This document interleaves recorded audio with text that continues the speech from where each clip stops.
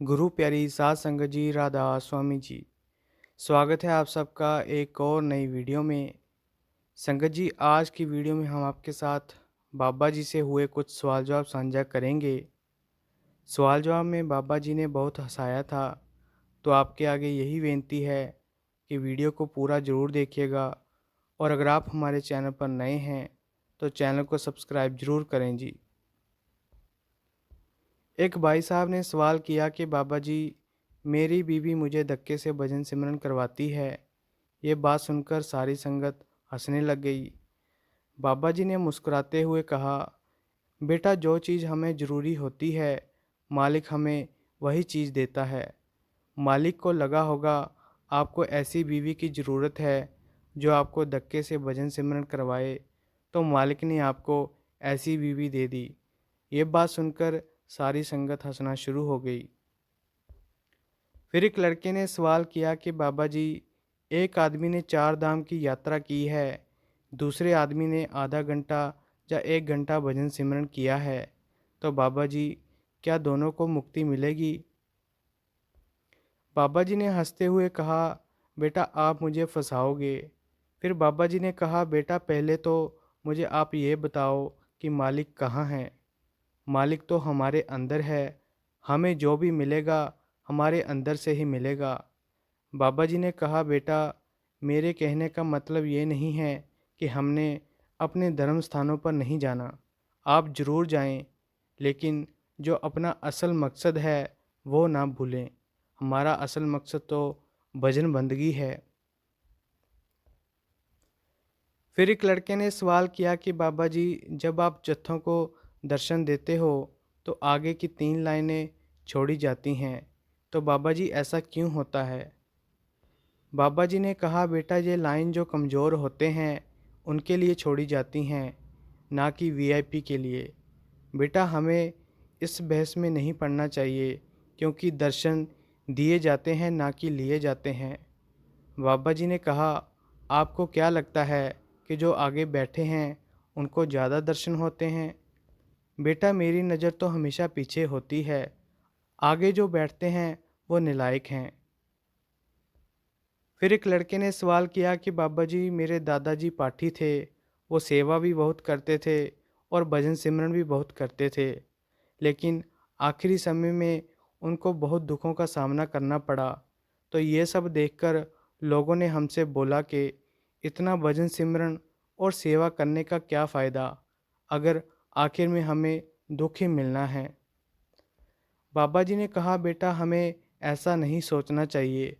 हमारे कुछ ऐसे कर्म रह जाते हैं जो मालिक अंत समय में थोड़ा दुख देकर साफ कर देता है। हमारा दायरा अभी छोटा है, इसीलिए हम समझ नहीं पाते। आप अपनी सोच के अनुसार चलें, लोगों की बातों पर ध्यान मत दें। एक लड़के ने सवाल किया कि बाबा जी, मैं प्रधानमंत्री बनकर आपको हेलीकॉप्टर में घुमाना चाहता हूँ। ये बात सुनकर सारी संगत और बाबा जी भी हंसने लग गए। बाबा जी ने कहा, बड़ा सियाना है, एक ही सवाल में सब कुछ मांग लिया। बाबा जी ने कहा, बेटा, सोच तो अच्छी है आपकी, लेकिन अगर हमें कोई मुकाम चाहिए तो उसके लिए मेहनत भी करनी पड़ती है। फिर एक लड़की ने सवाल किया कि बाबा जी, मैं आपके जैसा बनना चाहती हूँ। बाबा जी ने कहा, मेरे जैसा बनकर सत्संग करना है क्या? लड़की ने कहा, नहीं बाबा जी, मैं पाठी बनना चाहती हूँ। बाबा जी ने कहा, बेटा, आप सत्संगकर्ता बन जाओ। लड़की ने कहा, नहीं बाबा जी, मेरा गला खराब रहता है। ये बात सुनकर सारी संगत हंसना शुरू हो गई।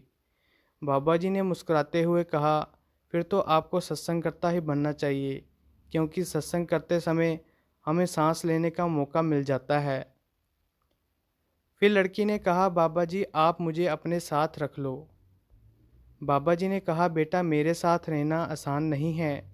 मेरे साथ रहोगे तो आपको भजन सिमरन करना पड़ेगा, अच्छा इंसान बनना पड़ेगा, आप टीवी नहीं देख पाओगे।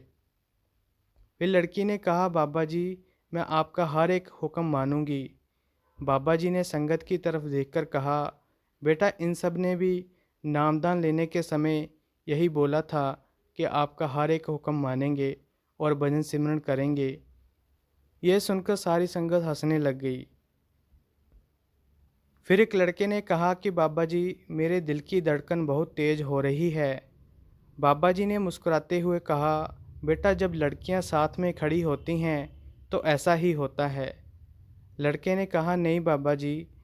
बाबा जी ने कहा, क्या नहीं, तुम्हें लड़कियां अच्छी नहीं लगती? क्या आगे जाकर लड़के से शादी करेगा तू? यह सुनकर सारी संगत हंसने लग गई।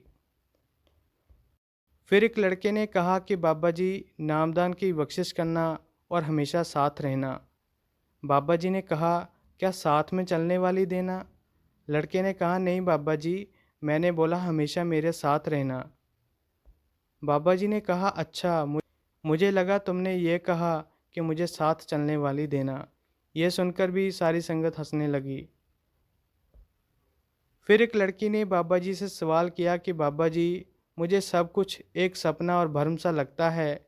ये चीज़ इतनी बढ़ गई है कि मुझे परमार्थ भी एक भ्रम ही लगता है। बाबा जी ने कहा, बेटा, अगर हम सोचे तो है तो सब कुछ ही एक भ्रम। असलियत तो सिर्फ एक ही है और वो है कुल मालिक। हमने अपने भ्रम खुद ही दूर करने हैं। हम भजन सिमरन करेंगे तो हमें सच का एहसास होगा, वरना इंसान तो सारी ज़िंदगी भ्रम में ही निकाल देता है। तो संगत जी, अगर आपको ये वीडियो अच्छी लगी तो लाइक, शेयर और कमेंट करें और चैनल को भी सब्सक्राइब ज़रूर करें जी। राधा स्वामी जी।